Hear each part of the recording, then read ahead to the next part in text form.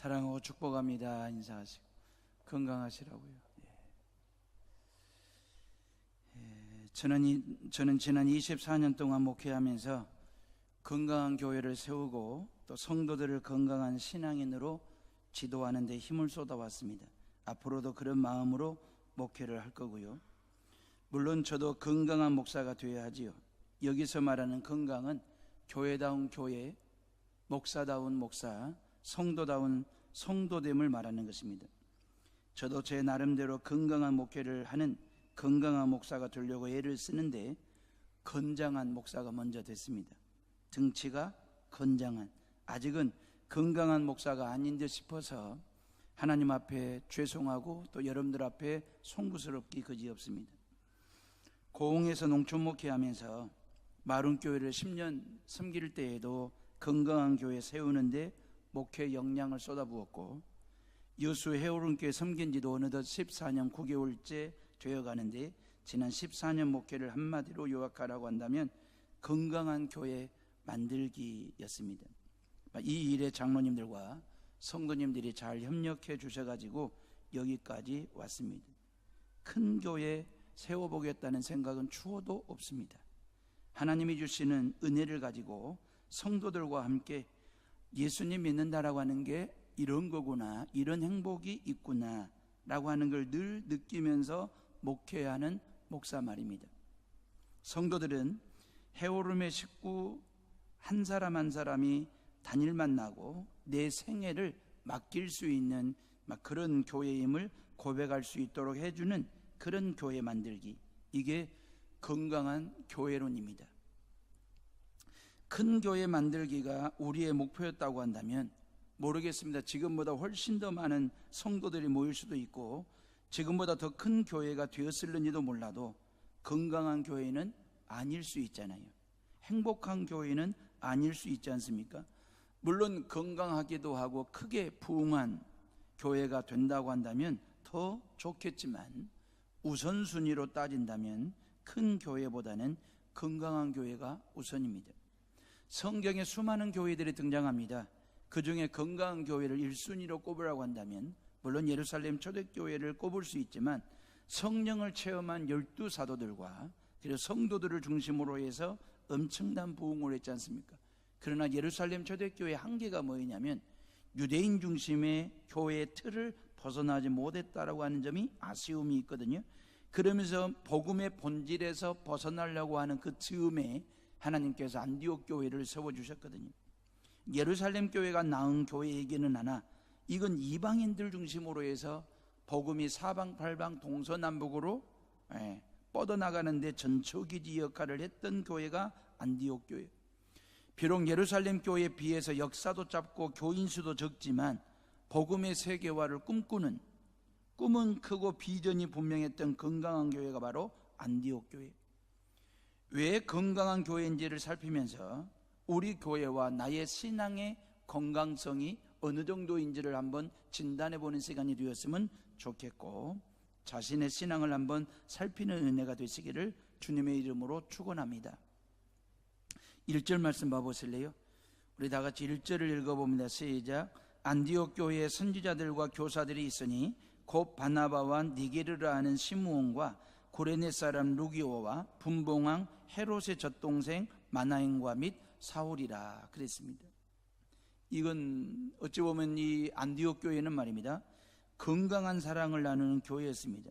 안디옥 교회 교인들은 달라도 너무나 다른, 면면을 살펴보면 얼마나 각양각색의 사람들이 달라도 이렇게 다른 사람들이 어떻게 신앙 공동체를 이룰 수 있었을까? 그리고 어떻게 하나됨을 이룰 수 있었을까? 바로 그것은 사랑이었다라고 하는 걸, 교회의 건강성은 사랑으로부터 시작이 되는구나 라고 하는 얘기입니다. 바나바가 누군지 아시겠죠? 사도행전 13장까지 설교하면서 여러 번 종종 바나바 이야기는 했습니다. 지금의 키프로스라고 하는 섬의 귀족 출신입니다. 밭을 팔아가지고 사도들의 발 앞에 내놓으면서 성도들을 구제하는 데 쓰라고, 구제의 달인 바나바 말입니다. 두 번째로 시므온이라는 사람이 나왔는데 라틴어에 리게르라고 하는 단어가 붙었잖아요. 이건 영어로는 니그로거든요. 니그로는 흑인을 두고 하는 소리입니다. 시므온은 흑인 출신 노예였습니다. 세 번째, 구레네 사람 루기오 그러잖아요.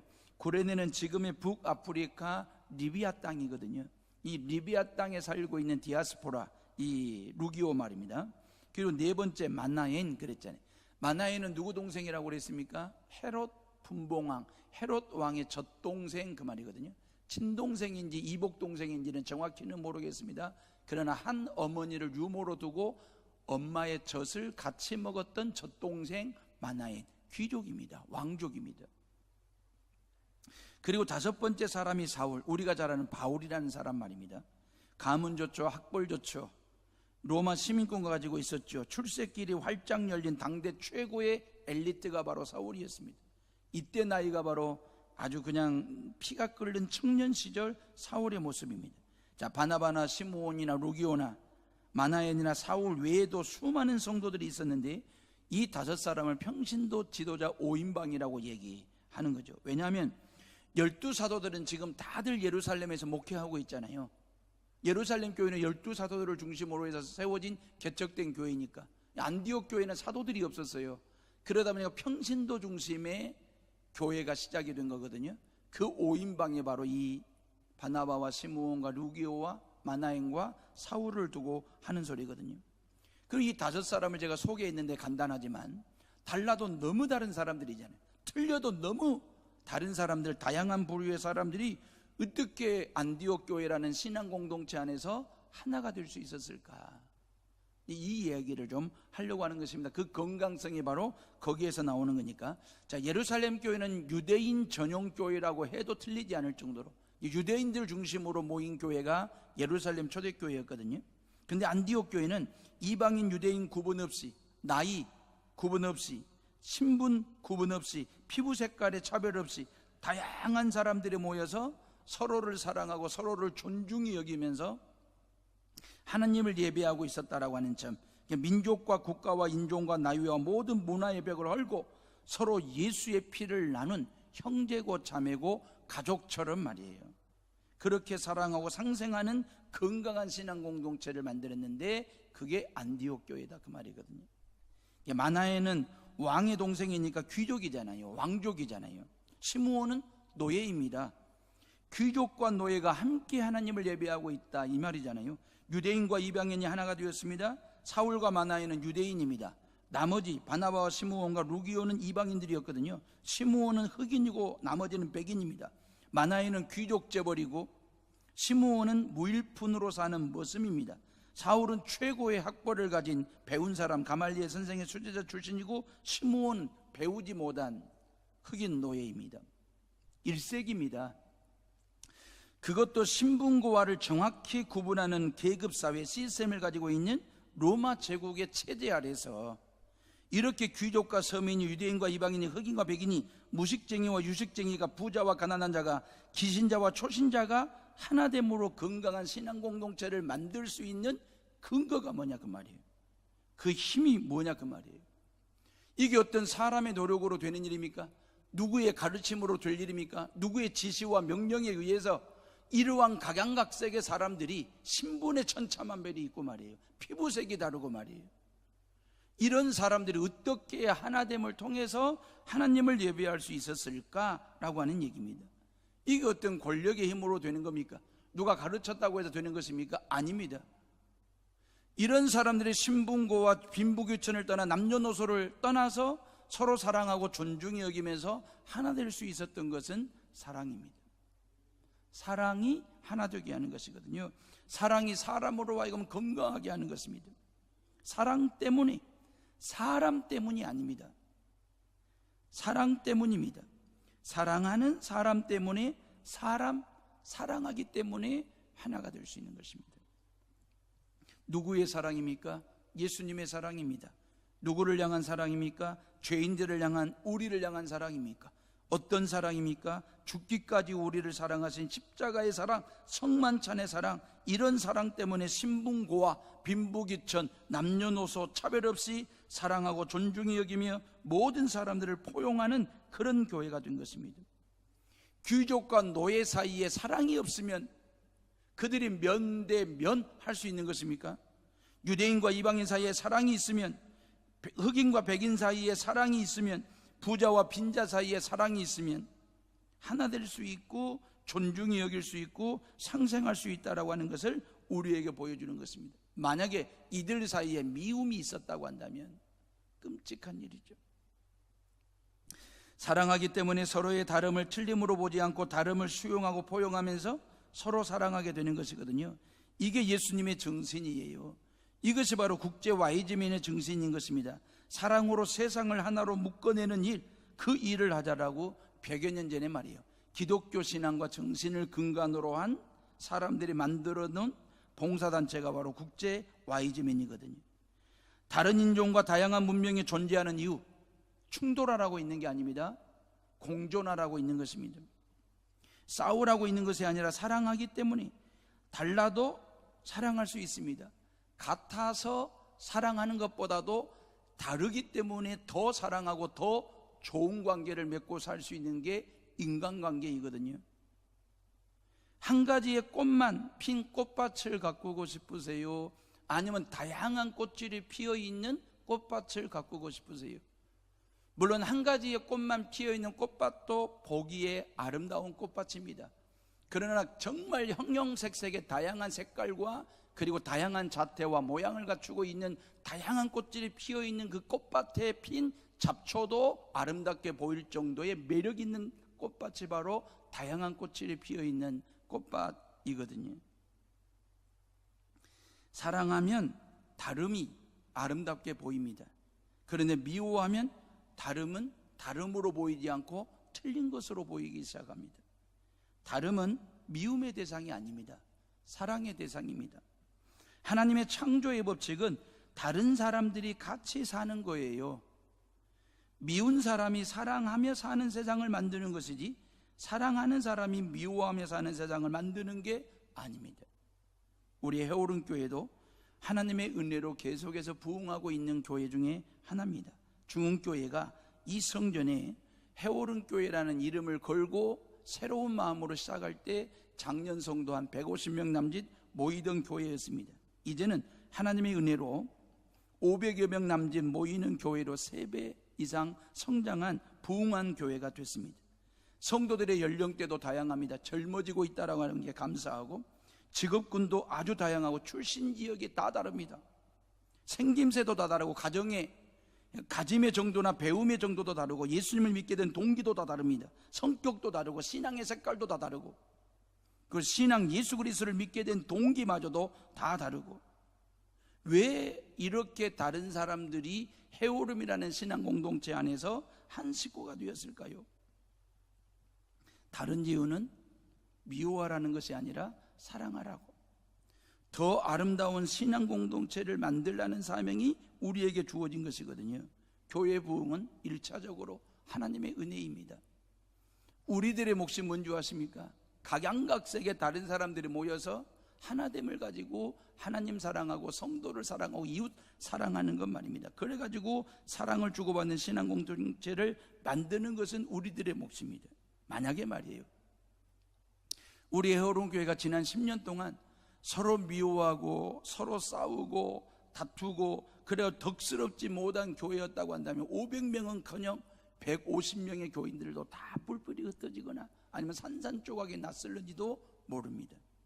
감사한 것은 그 다름을 틀림으로 해석하지 않고 서로의 다름을 인정하면서 서로를 존중히 여기고 사랑하면서 한 식구처럼 여기까지 왔다라고 하는 것입니다.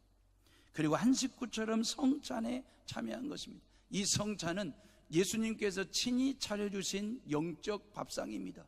당신의 몸을 상징하는 떡을 차리시고 당신의 피를 상징하는 잔을 올려놓으시고, 그리고 예수 그리스도를 믿는 모든 성도들의 한 피 나눈 형제로 자매 의식을 가지고 패밀리 의식을 가지고 이 성찬의 떡과 잔을 먹고 마심으로 하나님과 내가 하나가 됐고 우리 모두가 다 하나 됐음을 확인하는, 이게 바로 거룩한 성찬의 의미이거든요. 이게 사랑입니다. 사랑이라고 하는 걸 확인하는 방법은 여러 가지가 있죠. 사랑이라고 하는 걸 확인하는 방법은 시각적으로도 확인이 됩니다. 저게 내 남편이 있네, 내 아내가 있네, 우리 애들이네. 시각적으로 사랑을 확인하는 것입니다. 그러면서 여보 하고 부르는 거예요. 애들아 그러면서 부르는 것입니다. 예, 청각을 통해서, 귀를 통해서 가족애를, 사랑을 확인하는 것입니다. 그러면서 가까이 다가서면서 아내의 냄새가 나고 애들의 냄새를 맡으면 예, 그 후각적인 사랑입니다. 그리고 끌어안거나 허깅을 하거나 아니면 악수를 하면서 촉각 말이면 피부와 피부의 이 교감을 통해서 촉각적인 사랑을 나누는 것입니다. 그러니까 우리가 사랑을 나눌 수 있는 것은 얼마든지 시각적이고도 청각적이고도 촉각 아니면 후각을 통해서 얼마든지 사랑을 확인할 수 있지요. 근데 정말 깊은 사랑은 뭔지 아십니까? 정말 중요한 사랑은 뭔지 아십니까? 미각입니다. 그래서 부부간에는 뽀뽀도 하는 것입니다. 식구들 간에는 키스를 하는 이유가 뭡니까? 미각을 통해서 말이에요. 이 성찬은 미각이에요. 물론 여러분들 눈에 보이는 이 떡 한 조각과 잔 하나의 그런 시각적인 것 아니면 포도즙 냄새, 빵 냄새의 촉각과 후각이 있습니다. 근데 정말 중요한 것은 예수님께서 이 떡과 잔을 우리에게 건너시면서 이건 내 몸과 같은 빵, 당신의 피와 같은 잔, 그러면서 먹어라 마시라 말씀하셨거든요. 미각입니다. 우리를 향한, 나를 향한, 죄인들을 향한 예수님의 사랑은 이렇게 중요한 사랑입니다.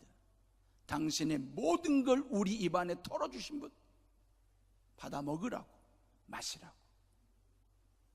그걸 먹고 마실 때 나를 향한 예수님의 사랑이 얼마나 뜨거운지, 나를 향한 예수님의 사랑이 얼마나 큰지, 나를 향한 예수님의 사랑이 얼마나 깊은지를 우리는 미각을 통해서 깨닫고 깨우치고 고백하는 것이 바로 성찬이거든요. 안디옥 교회는 넘치는 사랑으로 하나됨을 통해서 건강성을 유지했을 뿐만 아니라 또 하나 예배의 감격도 넘치는 그런 교회였습니다. 2절 말씀 봐보실래요? 2절 다 같이 읽어봅니다. 시작. 주를 섬겨 금식할 때에 성령이 이르시되 내가 불러 시키는 일을 위하여 바나바와 사울을 따로 세우라 하시니 그랬어요. 주를 섬겨, 이 섬겼다라고 하는 말은 헬라어로 레이트루기아 그러거든요. 이 레이트루기아라고 하는 말은 하나님을 예배한다 그런 뜻입니다. 그러니까 안디옥 교회 교인들은 하나님을 예배하는 사람들의 세번역 성경에 보니까 주를 예배하며 금식하고 있을 때에 그랬어요. 그러니까 그냥 예배 드린 것이 아니라 금식하며 예배를 드렸어요. 오늘 2절 말씀해 보니까 그들이 금식하며 하나님을 예배하더라. 그러니까 한 끼니가 되든 하루이든 3일이든 금식을 해보면 해볼만 합니다. 근데 금식의 유익한 점은 뭐냐면 간절한 마음과 소원을 가지고 하나님께 집중할 수 있다는 게 금식의 유익함입니다. 금식하는 동안은 하나님께 올인할 수 있거든요. 하나님의 말씀에 집중할 수 있거든요. 내 몸에서 음식을 비우듯이 말이에요. 그죠? 금식은 내 몸에서 음식을 비우듯이 온갖 잡다한 생각을 비울 수 있는, 욕심을 비울 수 있고 세속화된 나를 비울 수 있거든요. 쓰레기통 비우듯이 나를 비우고 예수님의 것으로 채울 수 있는 시간이 금식 기도하는 시간이고 금식하며 드리는 예배 시간이 되는 거거든요. 안디옥 교회 교인들은 금식하며 예배를 드렸어요. 교회를 섬겼습니다. 금식은 결코 쉬운 일이 아닙니다. 하루나 이틀이나 3일 정도 금식, 그러나 일주일 정도 금식해 보세요. 10일 금식이나 20일 아니면 30일 40일 금식하는 것은 이건 목숨을 거는 일입니다. 안디옥 교회 교인들이 몇 끼니 아니 며칠 금식했는지는 모르겠습니다. 성경에 안 나왔으니까. 다만 금식하며 기도하고 금식하며 예배를 드렸다라고 하는 점, 이 점이 중요한 거죠.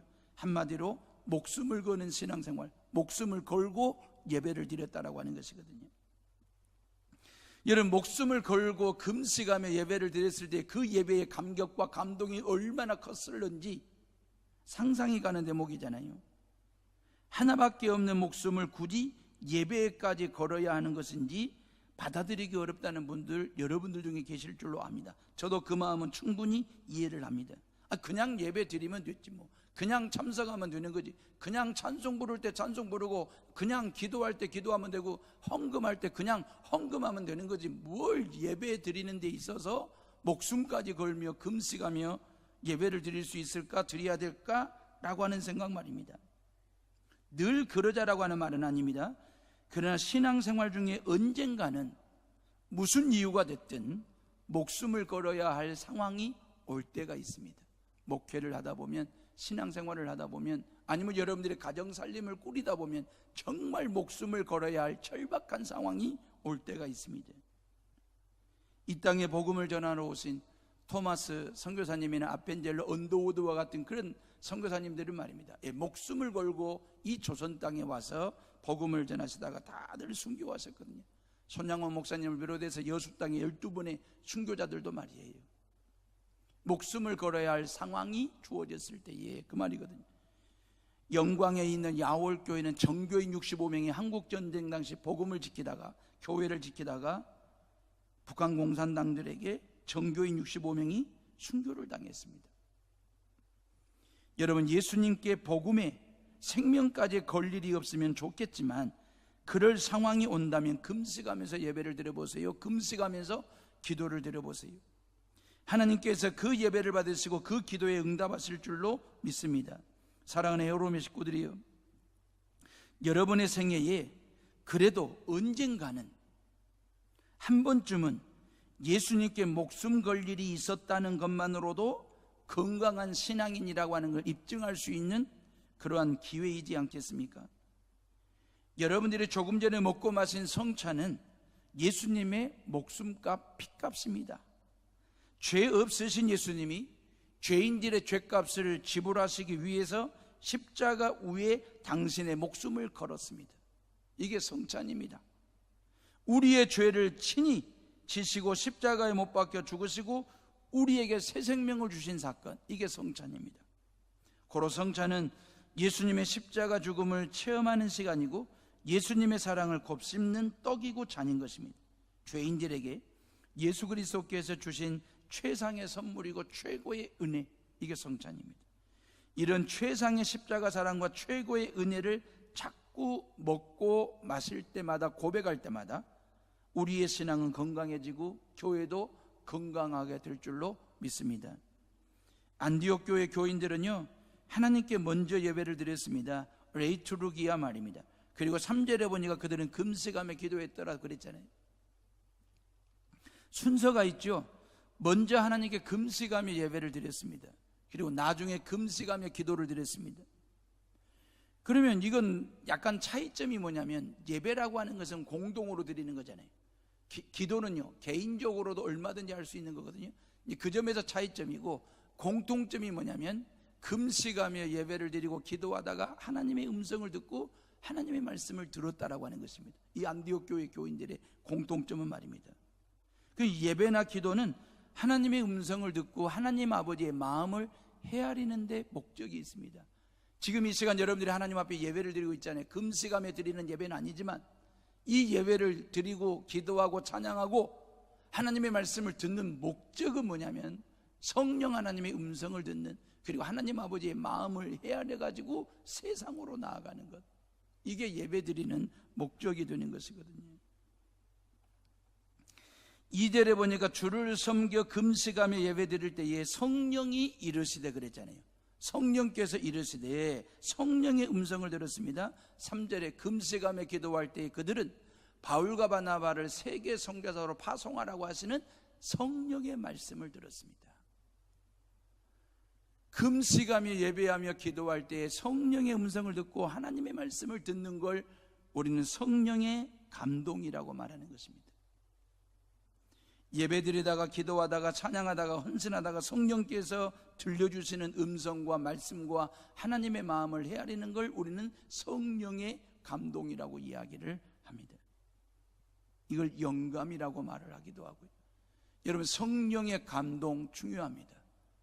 내 감동이 아닙니다. 내 감동은 내 감동이고 내 감정일 뿐입니다. 내 감정을 성령의 감동이라고 우기거나